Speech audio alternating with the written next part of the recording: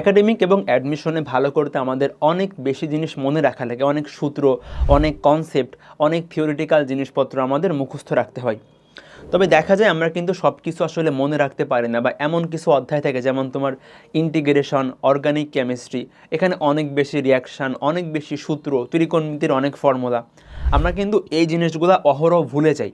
ঠিক আছে, বা দেখা যায় আমরা অনেক তথ্য সরাসরি মনে রাখতে পারি না, বায়োলজির অনেক কিছু আমাদের মনে থাকে না, আমরা বারবার ভুলে যাই।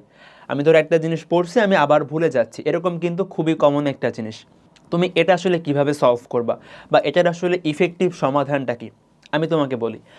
তুমি যে জিনিসগুলা বারবার ভুলে যাও, বা তোমাকে আসলে তোমার যে জিনিসগুলা মনে রাখতে সবচেয়ে বেশি কষ্ট হয়, বা তুমি বারবার ভুল করো, আমি বলবো তুমি এখানে অ্যাক্টিভ রিকল ফলো করবে।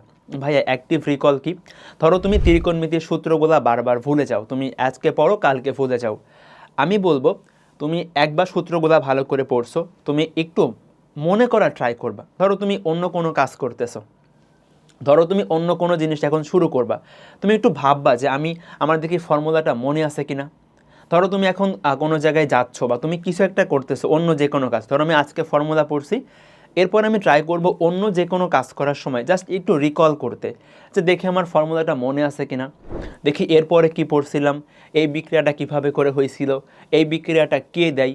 তোমার এই টাইপের যে ইনফরমেশনগুলো তুমি যেগুলা বারবার ভুলে যাও, তুমি ট্রাই করবা দিনের অন্য সময়, যখন তুমি ধরো যে অ্যাক্টিভলি পড়াশোনা করতেছো না, বা তুমি কোনো টপিক শিখতেছো না, বা কোনো ক্লাস করতেছো না, নর্মাল হয়তো কোনো কাজ করতেছো, তুমি ট্রাই করবা তুমি ওই ফর্মুলাগুলা বা ওই রিয়াকশনগুলা মনে করার জন্য। ঠিক আছে, তুমি যদি এটা করতে পারো দেখবা তোমার অনেক বেশি মনে থাকবে। এখন তুমি যখন ওইটা মনে করতে যাবা, দেখবা তুমি অনেক কিছু ভুলে গেছো, তখন তুমি ওইটা আবার দেখে নেবা, দেখবা তোমার এইভাবে করলে ওই সূত্রগুলা বা ওই টপিকগুলা অনেক দিন মনে থাকবে। সেটাকে বলতেছি আমরা অ্যাক্টিভ রিকল।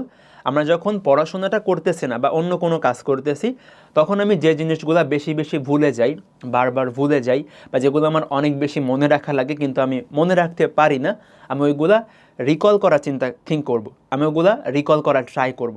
দেখবা তোমার ওই ইনফরমেশনগুলা বা ওই জিনিসগুলা সবচেয়ে বেশি মনে থাকবে ইনশাল্লাহ।